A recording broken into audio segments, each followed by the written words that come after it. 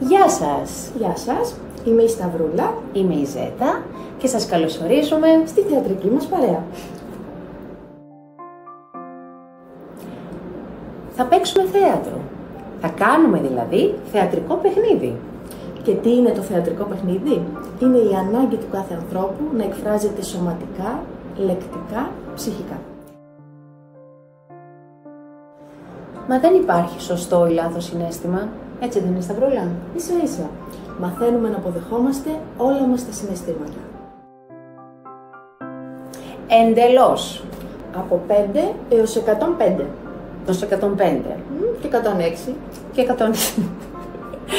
Ο κάθε άνθρωπος μπορεί και πρέπει να νιώσει την ασφάλεια, καταρχήν, να καταθέσει το συναίσθημά του, να κάνει, όπως λες και εσύ, τις προσωπικές του καταθέσεις.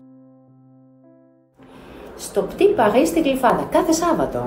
Πάρτε τηλέφωνο να ενημερωθείτε για όλα. Ξεκινάμε τον Οκτώβριο, από νου σας. Σας περιμένουμε. Υπάρχει ένας χαμένος παράδεισος που πρέπει να τον ξανακερδίσουμε. Όπου η έννοια της ευχαρίστησης δεν συγκρούεται με την έννοια της εργασίας. Τι είπες τώρα? Είπα τη μισή φράση.